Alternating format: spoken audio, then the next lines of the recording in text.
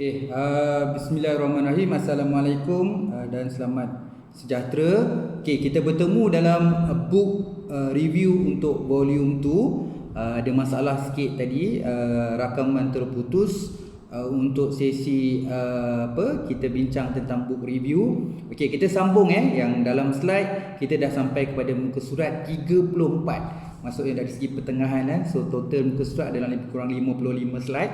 So dekat 33 tu, dekat siri pertama, video yang pertama yang untuk book review, saya ada discuss yang tajuk buku tu I Cook for H, Cooking, Eating, Player Together. Kat sini yang jurnal dia, nama jurnal dia New Resources for Nutrition Educators. Dalam video yang pertama saya dah ceritakan sikit apa, saya cuma nak highlight sedikit supaya kita nak sambung kepada buku lagi supaya poin-poin penting tu tak terlepas. Dalam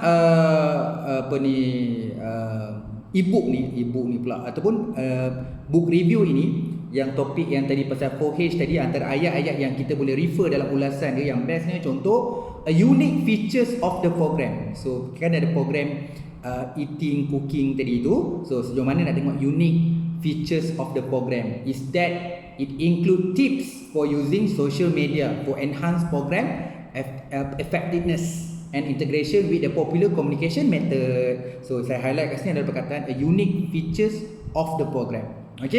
So antara poin lagi yang seronok untuk kita lihat adalah one of my favorite things. Jadi dia beritahu juga tu, dia kata one of, maksudnya kalau kita nak tulis dalam kita punya mana-mana jodoh lah buku untuk kita review, mungkin kita kata sesuatu perkara yang menarik untuk kita kupas ataupun berjaya menarik minat saya tentang buku ini, dia merupakan adalah jadi dalam bahasa Inggeris ni lah, one of my favorite things. Itu yang kita review yang terputus tadi bagi book review yang judul dia adalah I Cook for H, Cooking, Eating, Playing Together di jurnal New Resources for Nutrition Educator.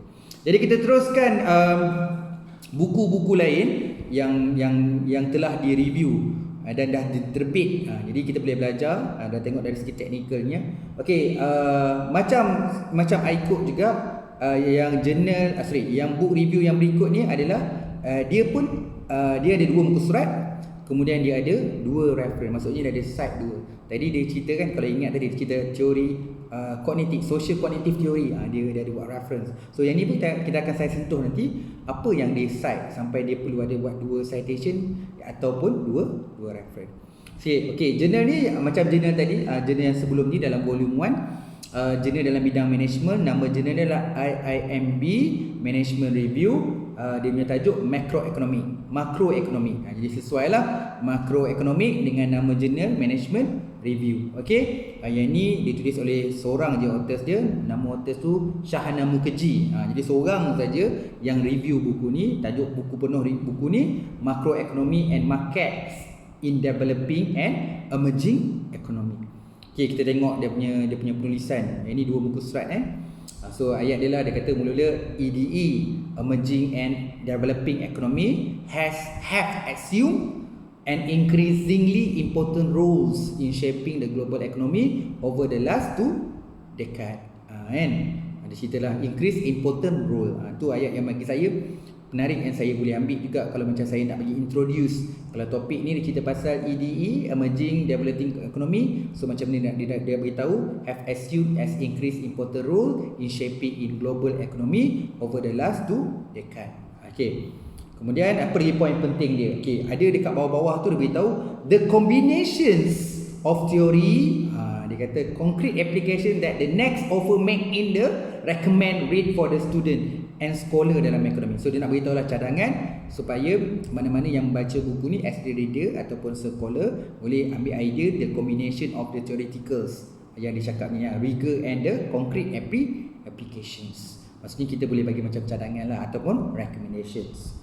Seterusnya kita nak review buku. Yang ni ada 3 reference, maksudnya ada 3 citation lah kalau ada 3 reference. So tajuk buku dia adalah buku yang dia nak review ni adalah nama berjudul Forest Dynamics from Environmental History Perspective. Forest Dynamics from an Environmental History Perspective. Buku ini diulas oleh seorang yang mana dia terbit di jurnal Perspective in Ecology and Conservation. Sesuai lah, dia cerita pasal ekologi, dia cerita pasal for environmental dan cerita pasal forest dynamic. Sesuai lah dengan ekologi. Dan dia pun history perspektif. Perkataan perspektif tu dekat permulaan nama jurnal tu memang Perspective in Ecology and Conservation. Okay, so kita tengok dia punya review point yang penting. Kat sini nak cerita pasal 20th century. So dia mulakan perengan awal dia. Forest, dia kata dynamic have been studied using remote sensing and photography taken in the end of 20th centuries. Tu yang ayat. Maksudnya dia nak cerita pasal je lah benda-benda ni, benda yang terkini, yang benda baru, yang relevan masa kini. Okay, kemudian point yang last sekali, dia kata research on forest ecology and conservation biology. So dia nak relate, dia pandai tau kita panggil. Dia nak pastikan ulasan dia match dengan nama jurnal. Sebab dia kata research on forest ecology and conservation biology. Jadi perkataan ekologi dan conservation tu kan nama jurnal. Also need a social and historical perspective, improve it prediction. Jadi saya mah ada alat perkataan improve prediction. Bagi saya ni perkataan yang baik sebenarnya untuk kita bila menulis. Jadi ayat penuh dia, research on forest ecology and conservation biology also need a social and historical perspective to improve prediction and the regards this book could be useful. Kan ayat dia. Okay, kita pergi seterusnya, buku yang seterusnya untuk kita tengok macam mana idea dia. So yang ni tajuk buku yang dia nak review adalah Remote Sensing and Connections. Titik bertindih Human Factor in Image Interpretation. Saya suruh baca lagi sekalian. Remote Sensing and Connection, titik bertindih Human Factor in Image Interpretation. So dia hantar dekat jurnal International Journal Application Earth and Geoinformation. Jadi sesuai lah, sebab dia cerita remote sensing tu ada perkataan Earth dengan Geoinformations.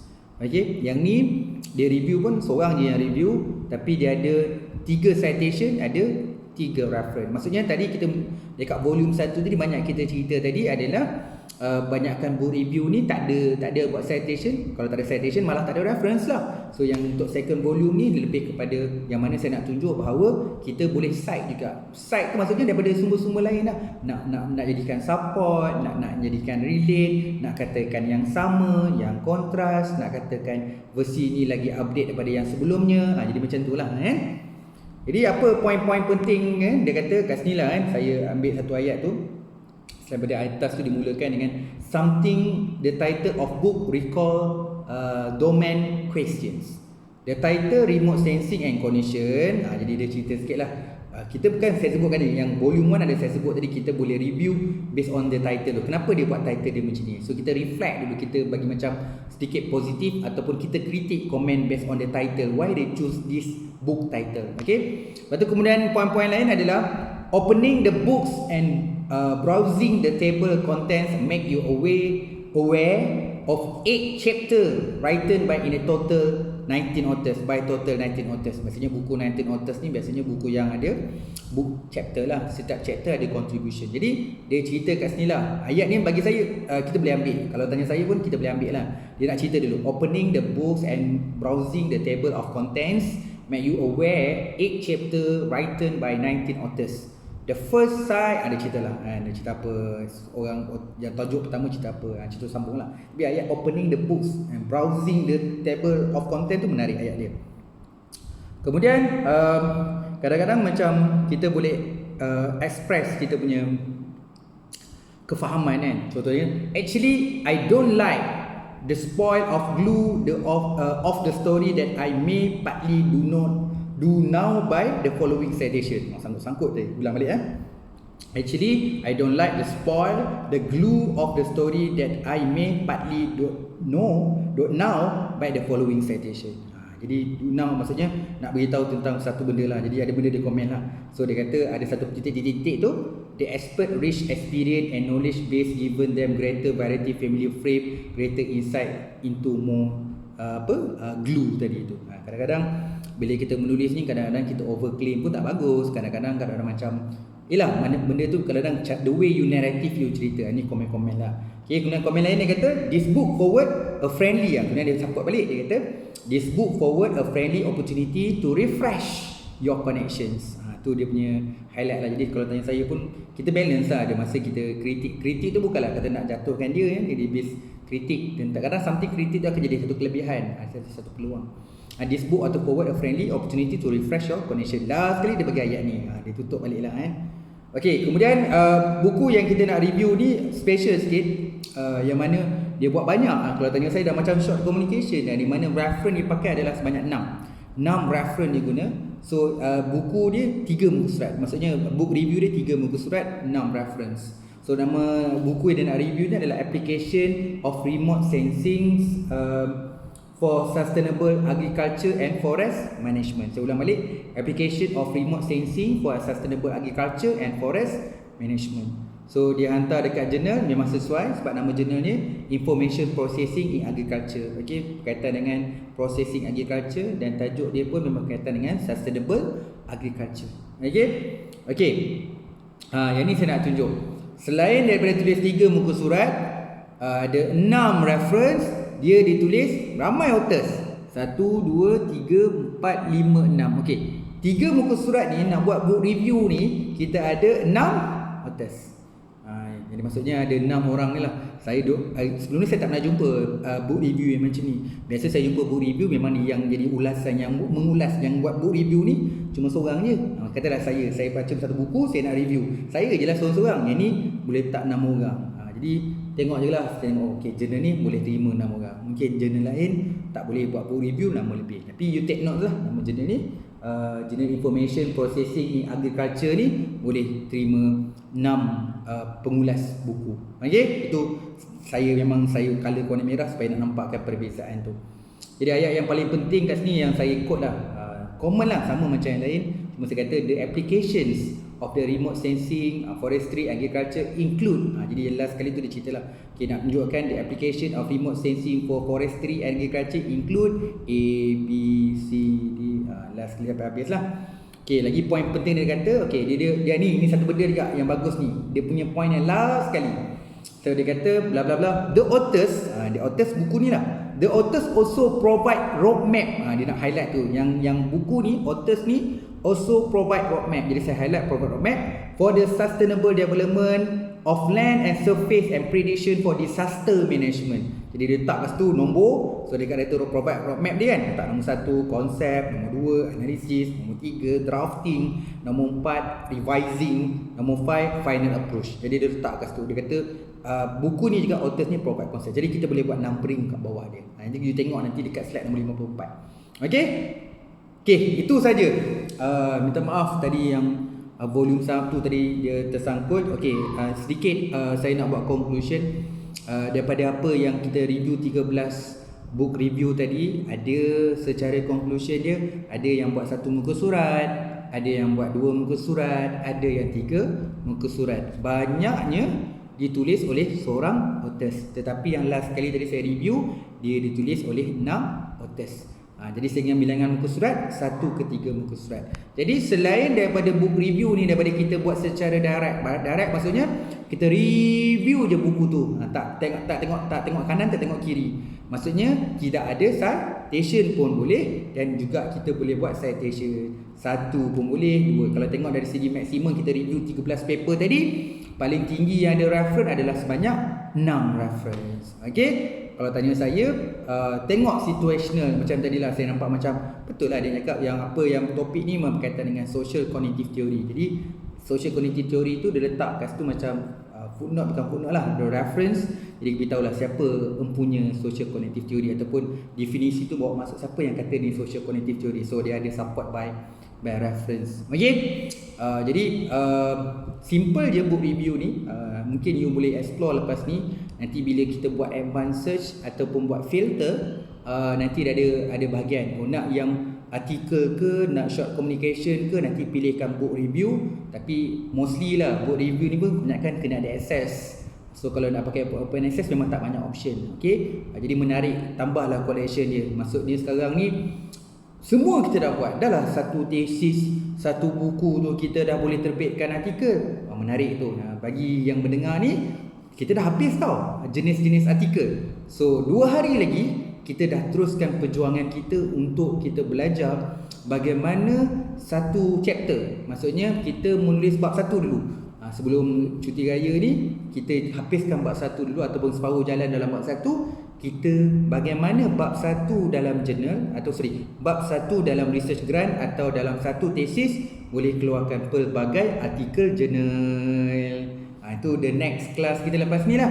Bagi yang mendengar ni, yang join kelas tips and tricks journal, so ini adalah kelas yang terakhir bila kita dah cover book review kan. Maksudnya daripada kita dah cover 58 tips and tricks, kemudian kita dah belajar research article, kita dah belajar literature review, general review, conceptual, short communication. So hari ni yang terakhir lah untuk book review. Okey, kalau berminat nanti kita sambung dalam kelas yang berikut dia. Maksudnya bagaimana menulis artikel jurnal dalam nisbah yang banyak, ataupun paling tepat adalah fully utilizekan the whole thesis dalam menghasilkan artikel jurnal. Tip and tricks 58 dah tahu.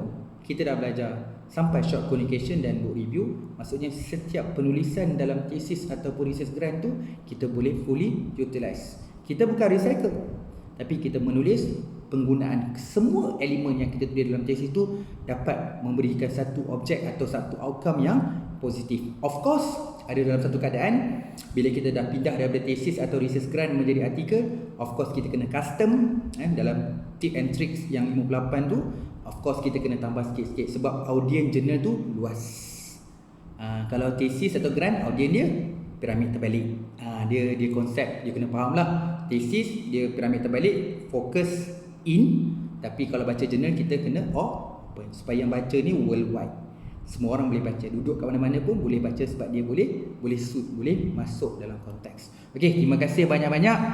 Lagi sekali saya mohon maaf daripada volume 1 tadi dengan volume 2 ni sekiranya ada kelemahan, kekurangan bagi sahabat-sahabat saya yang cover tip and tricks. So ini adalah yang terakhir book review. Saya ucapkan terima kasih kerana dari awal sampai habis dapat berjaya mengikuti kelas tulis artikel bagi tip and tricks journal. Ada rezeki, saya pun galakkan, jom sambung untuk kita tengok, kita belajar pula untuk menulis bagaimana untuk menghasilkan artikel jurnal daripada sebuah tesis. Okey, saya ucapkan terima kasih banyak-banyak atas support ni dan saya mohon maaf atas segala kekurangan dalam menyampaikan ilmu ni. Okey, semoga semuanya terus selamat, terus ceria, terus positif dalam mencari ilmu. Okey, terima kasih banyak-banyak. Assalamualaikum dan selamat malam.